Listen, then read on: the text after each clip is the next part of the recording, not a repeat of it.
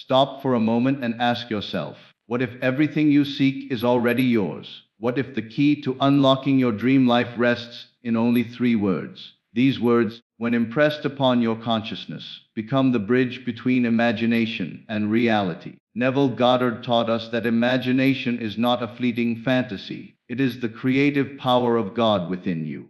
The world you see outside is nothing but the shadow of what you have assumed within. If you would dare to live from the end, to feel as though your desire were already fulfilled, life itself must bend and reshape to mirror your assumption. The 3 words that hold this secret are, it is done. When you close your eyes and enter the silence and boldly affirm within, it is done, you shift from longing to possessing. You no longer chase after your dreams, you live in them. This is the great secret, to occupy the state of the wish fulfilled until it hardens into fact. Tonight, before you sleep, take a single desire. Feel the joy of already having it. Whisper within, it is done.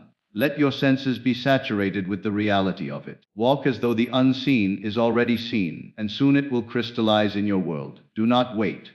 Do not doubt. Assume it now. With every breath, remind yourself, it is done. For when you believe it inwardly, the outer world has no choice but to obey. Imagination is the creative power within you, the unseen force that shapes the very fabric of your reality. It is not a passive daydream, but the divine spark through which all things come into being. Every invention, every success, every transformation began first as an image within the mind. When you dare to imagine boldly, you are not escaping life, you are commanding it. Imagination allows you to step beyond the limits of the senses and dwell in the unseen world where possibilities are infinite. It is here, in the theater of your inner vision, that true creation begins. Outer reality reflects inner assumptions, because the world you experience is nothing more than the projection of what you have accepted as true within yourself. Every circumstance, every encounter, every so-called coincidence is born out of the silent beliefs you carry in the depths of your consciousness. If you assume lack, life will present you with endless reasons to confirm that belief. If you assume abundance, the same law ensures that doors open where none appeared before. The mind is a mirror, and what you hold in imagination is what returns to you clothed in facts. You are never a victim of circumstances, you are the author of them. Even the people in your life play the roles your assumptions have assigned them, responding not to who you are in appearance, but to the state of being you occupy inwardly. To change the outer world, you must first turn inward and choose a new assumption, one that aligns with the life you truly desire. Persist in it, feel its reality, and the external world will rearrange itself to reflect that unseen choice. For reality is compelled to echo the state you have dared to accept as already true. The secret phrase is, it is done, and within these 3 simple words lies the entire mystery of creation. When spoken inwardly with conviction, they transport you from the realm of longing into the realm of fulfillment. Most people live in a state of waiting, hoping that one day their desires will appear. But the law of assumption does not operate in the future. It functions only in the now. To say within yourself, it is done, is to cut away every doubt, every delay, and every sense of incompleteness. It declares to your subconscious that the desire already exists, and once impressed there, the subconscious faithfully reproduces it in your outer world. This phrase is not a wish, nor is it a plea. It is an inner decree. It is the language of finality, the recognition that what you seek is already finished in the unseen and therefore must appear in the seen. When you close your eyes and allow yourself to feel the thrill of accomplishment,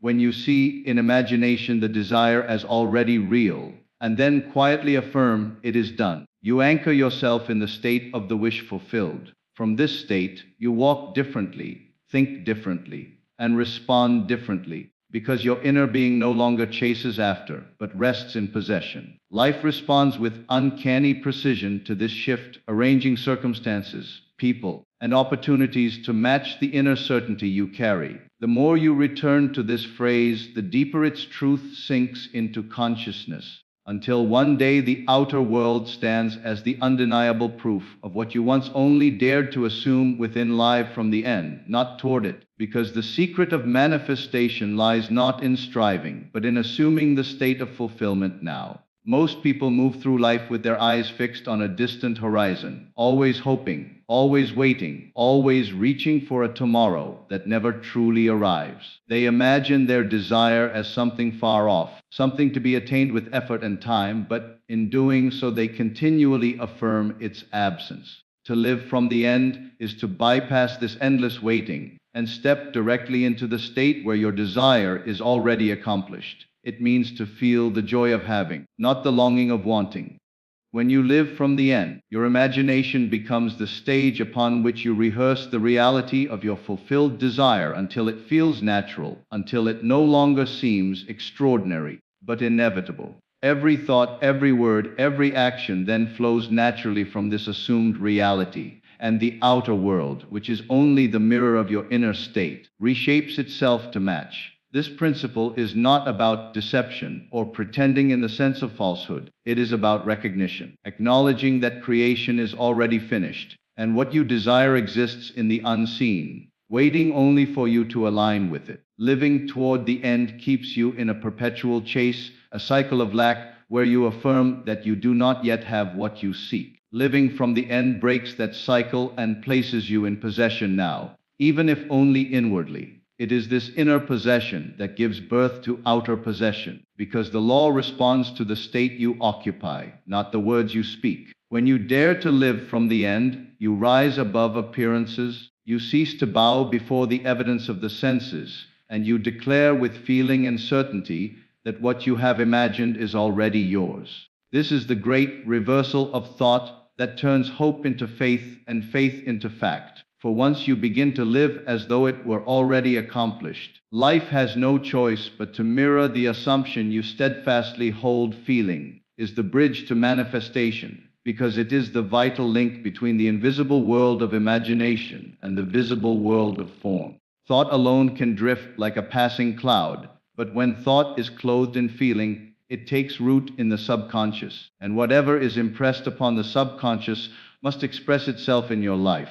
The universe does not respond to empty words or mechanical affirmations. It responds to the vibration of your inner state, and that vibration is determined by feeling. To imagine your desire without emotion is to create a picture without life, but to feel it real is to breathe vitality into the unseen image until it quickens and becomes inevitable in the outer world.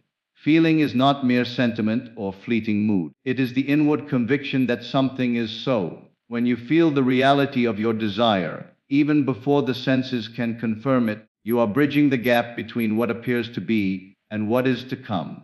Neville Goddard taught that assumption, when persisted in, hardens into fact, and it is feeling that gives the assumption its power. If you assume wealth but continue to feel poor, the assumption remains hollow and powerless. If you assume health but dwell in the feeling of sickness, your body cannot align with the desired state. But when you cultivate the feeling of already being the person you long to be, you have crossed the bridge, for you are inwardly one with your fulfilled desire. The world outside you will always mirror the world within you.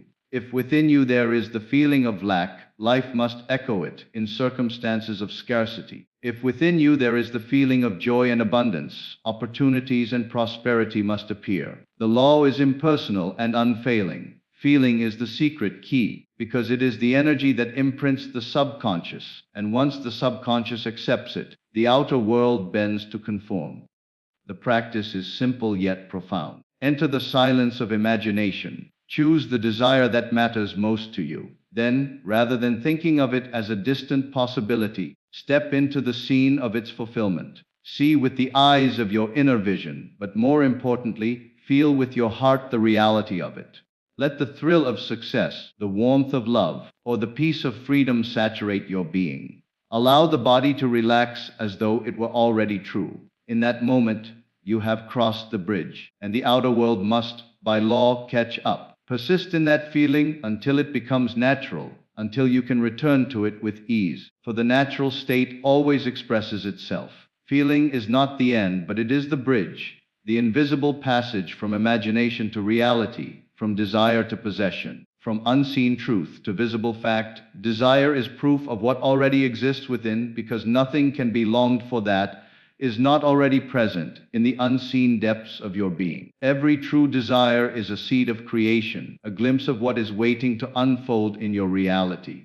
The very moment you feel the stirring of a desire, you are being reminded of something that already belongs to you, something that has already been conceived in the invisible realm of imagination. Desire is not a signal of lack, as the world often teaches, but the evidence of possession. You cannot hunger for what does not exist, and you cannot dream of what is not already within the reach of your consciousness. When you desire love, abundance, success, or freedom, it is not life mocking you with absence. It is life whispering to you of the fullness that already resides in your inner self. Desire is a divine invitation, a call to awaken to what has always been yours. To suppress desire is to deny the gift of your own creative nature. To indulge in doubt or delay is to misunderstand its purpose. Desire is not asking whether something might be possible for you. It is declaring that it already is, and your role is to accept and assume it. Neville Goddard often reminded us that imagination is the only reality, and that the unseen state is as real as the seen. Desire is the bridge between these two realms, for it reveals to you the invisible state waiting to take shape. When you recognize desire as proof, you no longer treat it as something you must chase in the outer world. Instead, you turn inward and claim it as already yours in consciousness. The world outside will rearrange itself to reflect the truth you have accepted within. Consider the seed of an oak tree. The moment you hold it in your hand, you are not holding only a small acorn. You are holding the potential of a vast and mighty tree. The oak already exists in the unseen pattern, and the acorn is proof of it. In the same way, desire is the acorn of your reality. It does not appear to tempt you with what you cannot have, but to reveal the mighty tree already designed within your being. To live by this truth requires a shift in perception. Rather than saying, "I want," you must learn to say within, "I already am." The feeling of wanting affirms absence, but the feeling of being affirms possession. When desire arises, it is your cue to assume the end, to feel the reality of already living in that state. If you desire health, feel the joy and relief of being strong and whole. If you desire abundance, feel the freedom and ease of already possessing it. If you desire love, feel the warmth of being cherished and connected. Desire shows you the direction, but feeling takes you across the threshold. You never need to question whether your desires are possible, for the very presence of the desire is your assurance. If it exists in you, it exists for you. Nothing is withheld, nothing is denied, except by your own refusal to claim it. Desire comes as proof that creation is finished, and your only task is to align yourself with the state of the wish fulfilled. By assuming it inwardly and persisting in that assumption, you bring forth into visibility what has already been born in the invisible. Occupy the state of the wish fulfilled means to enter inwardly into the reality of your desire as though it were already accomplished, and to remain there until it becomes natural. Most people live in a perpetual state of waiting, forever hoping for a future moment when their dream might come to pass. But this attitude only reinforces the absence of what they seek. To occupy the state is to bypass hope and move directly into possession, to claim inwardly that what you long for is already true. You do not wait for evidence from the outer world, because the outer world is nothing more than a reflection of the inner world, and it must eventually mirror the state you consistently dwell in. When you occupy the state of the wish fulfilled, you are not engaging in idle daydreams or pretending in a shallow way. You are making a conscious choice to assume the end as your present reality. Neville Goddard often said that imagination is the only reality, and once you dare to inhabit the feeling of your desire realized, life itself begins to rearrange in ways beyond reason to bring it forth. The key is not to imagine your desire as a distant possibility, but to embody it here and now in thought and feeling. If you desire wealth, you must feel the security, freedom, and ease that comes with already having it. If you desire love, you must feel cherished, complete, and connected as though the relationship were already established. If you desire success, you must feel the satisfaction and pride of having already achieved it. This state must be occupied inwardly with persistence. It is not enough to touch it once and then fall back into old patterns of doubt or longing. You must return to it again and again until it becomes the natural dwelling place of your mind. The subconscious accepts as true whatever you impress upon it with consistency, and once it accepts, it produces corresponding circumstances in the outer world. Occupying the state means you no longer react to appearances that contradict your assumption. You recognize that appearances are shadows, temporary reflections of past states, and therefore powerless to dictate your future. Instead of bowing to the evidence of lack, you remain faithful to the inner conviction that your desire is already fulfilled. This practice requires imagination and feeling. Close your eyes and create a scene that would imply the fulfillment of your desire. Do not watch it as an observer, but enter into it as a participant. Hear the voices, see the surroundings, feel the sensations that would accompany its reality. Most importantly, allow yourself to experience the emotion of having it. That emotion is the seal, the living proof to your subconscious that what you imagine is already real. As you repeat this process, especially before sleep, when the conscious mind grows quiet, you plant the seed deeply into the fertile soil of the subconscious, where it must take root and grow into fact. The beauty of this law is its certainty. What you occupy inwardly must express outwardly, for the inner world is the cause and the outer world the effect. Life cannot resist the state you live in consistently. If you remain in the state of longing, life will mirror longing. If you remain in the state of fulfillment, life will mirror fulfillment. The choice is always yours. To occupy the state of the wish fulfilled is to live in the end, to speak, think, and act from the perspective of already having. It is to abandon doubt, to release the struggle, and to rest in the confidence that creation is already finished. All possibilities exist, and your assumption selects which becomes visible. The world will call this foolishness, for the senses will insist that nothing has changed. But faith is not built upon what the eyes can see. Faith is the substance of things hoped for, the evidence of things not seen. By occupying the state, you are exercising true faith, treating the unseen as seen until the seen aligns.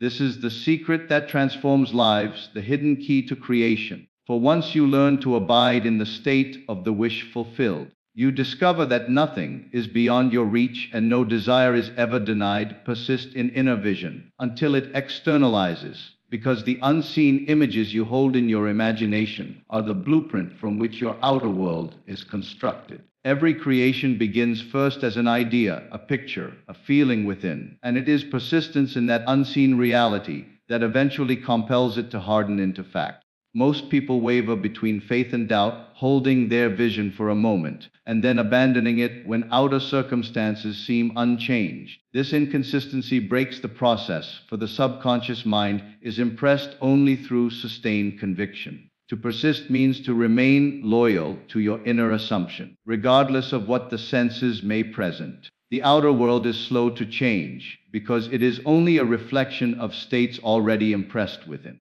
When you plant a seed in the ground, you do not dig it up every hour to check if it has sprouted. You water it, protect it, and trust that it is growing in silence beneath the soil. In the same way, when you impress your inner vision, you must allow it to unfold in its own time. To persist is to water that vision with faith, to nurture it with feeling, and to protect it from doubt and fear. It is this steady loyalty to the unseen that ensures its eventual manifestation. The law of assumption is impersonal and unfailing. Whatever you impress upon the subconscious, with feeling and persistence, will externalize. If you persist in fear, life will mirror fear. If you persist in lack, life will mirror lack. But if you persist in the joyous vision of your desire fulfilled, life is compelled to rearrange itself, to reflect that inner conviction. The world has no choice but to conform to the image you consistently hold within yourself. Persistence does not mean strain or force. It is not about battling against appearances with willpower, but about gently and faithfully returning, again and again, to the vision of fulfillment. Each time doubt arises, You replace it with the inner scene of success. Each time circumstances seem unchanged, you remind yourself that appearances are shadows of old assumptions and therefore powerless to determine the future. Persistence is quiet, steady, and unshakable. It is the refusal to accept anything less than the reality you have already assumed within. Imagination is the workshop where persistence is exercised. Close your eyes and construct a scene that would be true if your desire were already realized. Live in that scene, not as an observer, but as a participant. See, hear, touch, and most importantly, feel as though it were happening now. Do this nightly before sleep, when the conscious mind grows quiet and the subconscious is most receptive. Night after night, return to the same scene until it feels natural, until it becomes more familiar than the outer evidence of lack. In this way, you impress the subconscious with such consistency that it must express itself in your world. Life will often test your persistence. There may be delays, obstacles, or appearances that seem to contradict your assumption. These are not signs of failure, but opportunities to strengthen your faith. Just as the seed must break through the soil before it can grow into a tree, your vision must sometimes pass through challenges before it becomes visible. In these moments, persistence is most crucial. The temptation to abandon your vision is strong, but to remain steadfast is to prove your mastery of the law. The one who persists, despite appearances, will always see the vision externalized. Persistence also means living as though the desire were already fulfilled in your daily life. It is not enough to imagine it in meditation and then contradict it in thought and action during the day. You must carry the feeling with you, responding to life from the perspective of already having what you desire. This alignment of imagination and behavior deepens the impression upon the subconscious and accelerates manifestation. You do not wait for evidence. You live in the conviction that the evidence is inevitable. Every great achievement in history is the result of persistence in vision. Inventors, artists, leaders, and dreamers all held steadfastly to an inner picture long before the world could see it. They endured doubt, ridicule, and obstacles, but because they persisted, their inner vision became outer fact. The same law that operated for them operates for you. The difference between those who manifest their desires and those who do not is persistence. To persist in inner vision is to trust the unseen more than the seen, to remain loyal to your imagination until the world has no choice but to conform. It is to recognize that your inner reality is the true cause and the outer world merely its effect. By persisting, you bridge the gap between desire and fulfillment, between invisible truth and visible fact. No matter how long it takes, no matter how great the obstacle, if you remain steadfast in your assumption, your inner vision will externalize. For creation is finished and persistence is the key that reveals it. Speak to yourself in the language of fulfillment, because the words you use inwardly shape the states you occupy, and the states you occupy create the reality you experience. The dialogue you carry on within your mind is not idle chatter. It is the seed bed of your destiny. Every assumption, every quiet affirmation, every repeated phrase imprints itself upon the subconscious, and once impressed, the subconscious faithfully brings it forth into expression. Most people unknowingly speak to themselves in the language of lack, constantly affirming what they do not have, who they are not, and what they fear might happen. They rehearse failure, they replay disappointment, they imagine delay, and the subconscious, being neutral and unquestioning, accepts these as instructions. The outer world then mirrors the very language they have entertained within. To speak in the language of fulfillment is to reverse this pattern. It is to adopt a vocabulary that affirms completion rather than longing, possession rather than absence. Instead of saying, "I will be," you declare, "I am."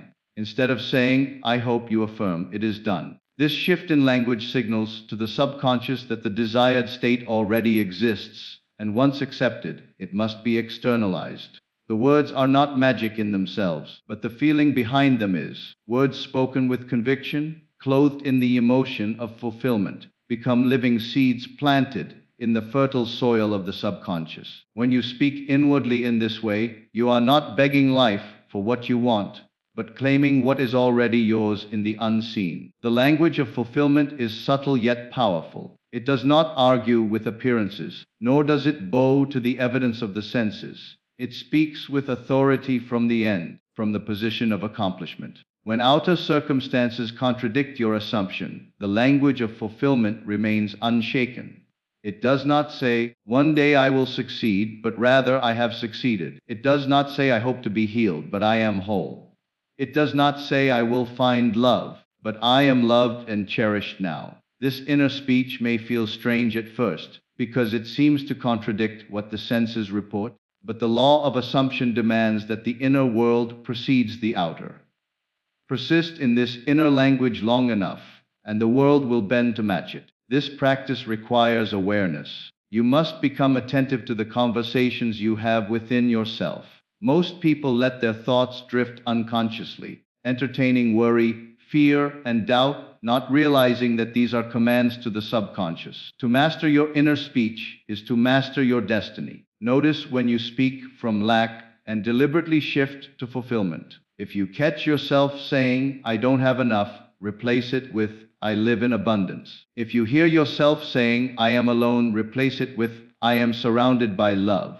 If your mind whispers, "I always fail," replace it with, "Everything I do prospers." The repetition of such language, especially when accompanied by genuine feeling, reprograms the subconscious and alters the state you occupy. The language of fulfillment also extends to how you imagine conversations with others. When you think of a friend, a colleague, or a loved one, do you imagine them expressing doubt, pity, or indifference? Or do you imagine them congratulating you, celebrating your success, acknowledging your accomplishment? Neville Goddard taught that imagining a congratulatory conversation is one of the most effective ways to plant the seed of fulfillment. By hearing in imagination the words you would hear if your desire were already realized, and by feeling the joy those words would bring, you impress the subconscious with the certainty of accomplishment. These imaginal conversations, repeated faithfully, become the very substance out of which outer reality is formed.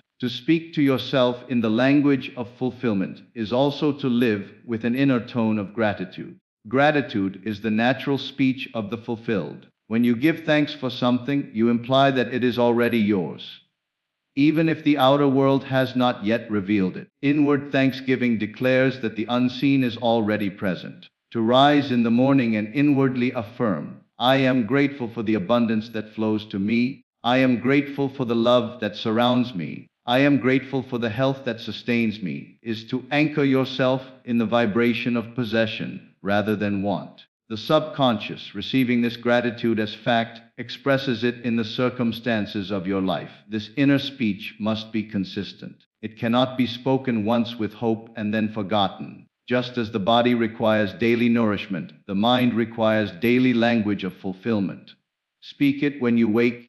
Speak it when you drift to sleep. Speak it silently throughout the day. Let it become the natural rhythm of your thought. Over time, the language of fulfillment becomes your inner identity, and your outer world must conform to reflect it.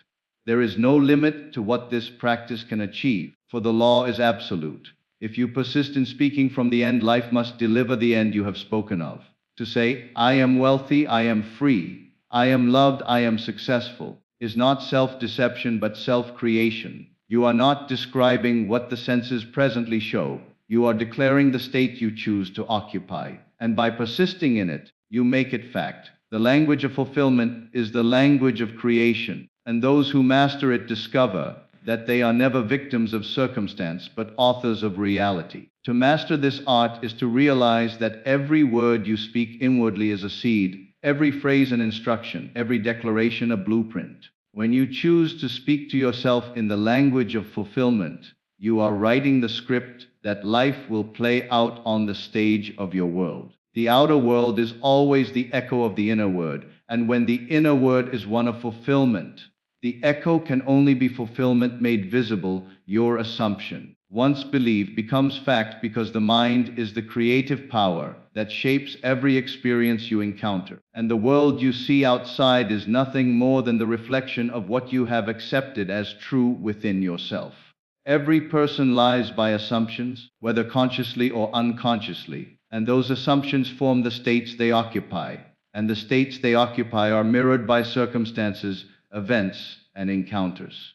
To assume is to clothe yourself in a particular feeling, to accept an inner truth before the outer senses confirm it. When that assumption is persisted in and believed to the point of conviction, the subconscious mind takes it as a command, and life has no choice but to reflect it outwardly. This is not a matter of chance, luck, or coincidence. It is the law of consciousness, the same law that governs all creation. Belief is the key that transforms an idle thought into a living reality. Many people casually imagine or hope for things they never experience, not because imagination lacks power, but because they fail to believe in the reality of what they have imagined.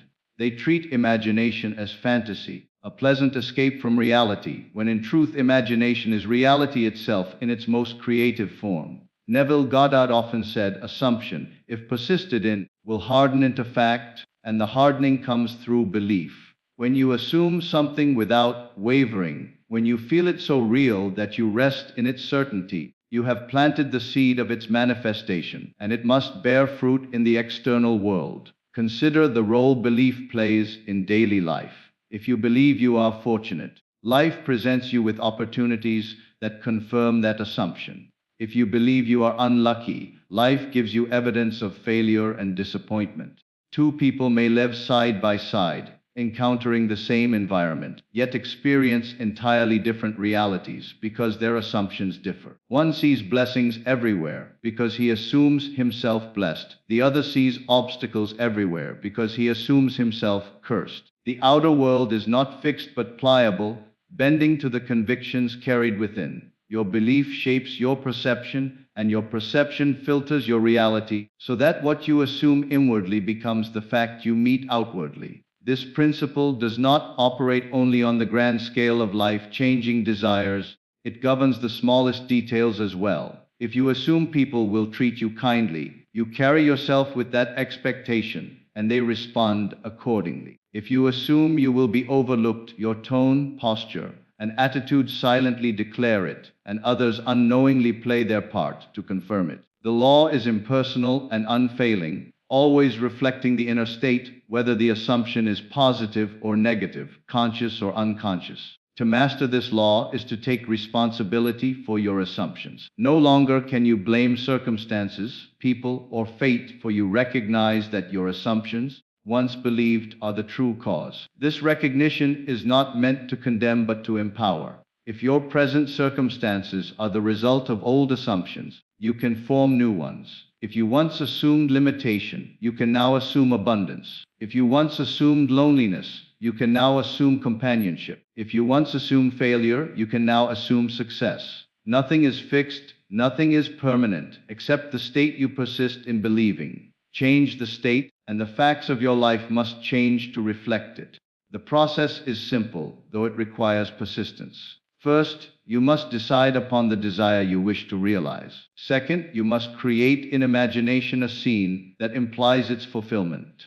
Third, you must enter into that scene and feel it real, speaking to yourself in the language of possession rather than longing. Finally, you must persist in that assumption until it feels natural, until belief takes hold. At first, the mind may resist, for the senses report contradiction, but the senses are not the cause, they are the effect. To persist is to turn away from appearances and remain faithful to the unseen reality you have chosen to accept. In time, what was once only assumed inwardly becomes a tangible fact outwardly, for the subconscious, once impressed, will bring forth its content with absolute fidelity. Examples abound in everyday life. The one who assumes he is a leader eventually finds himself in positions of influence, not because fate singled him out, but because his assumption molded his behavior, his confidence, his interactions, until the world recognized him as such. The one who assumes health begins to feel vitality, and that vitality expresses itself in the body, for the body is the servant of the mind. The one who assumes wealth carries himself with ease, generosity, and expectancy, and these qualities attract the very conditions that produce wealth.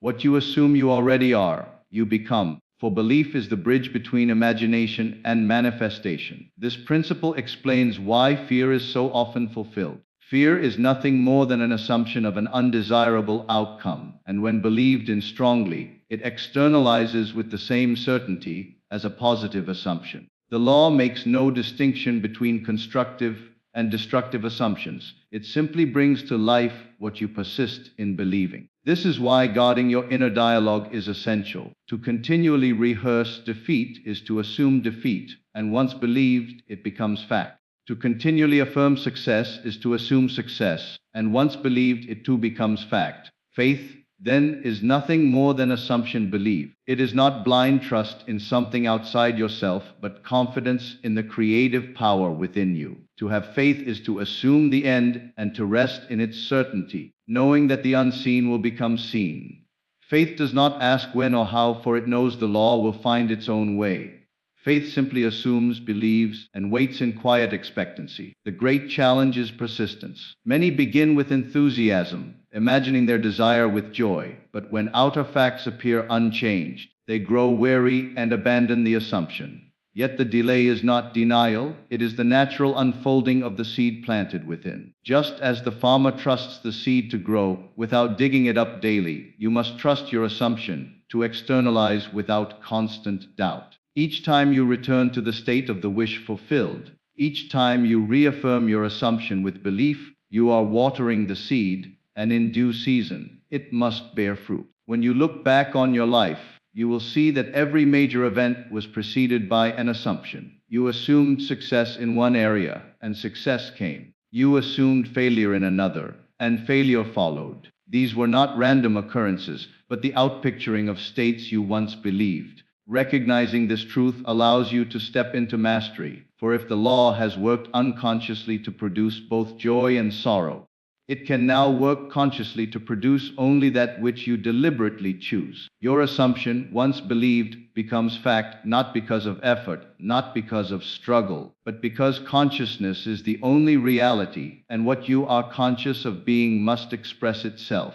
The world outside is clay in the hands of the potter, and the potter is your own imagination guided by belief. When you dare to assume the state of your fulfilled desire and believe in its reality, you have set in motion the law that will bring it forth in perfect order. The outer world cannot resist the inner conviction, for the inner is the cause, and the outer is the effect. The moment belief takes root, the fact is inevitable, for creation is already finished, and assumption is the key that reveals it.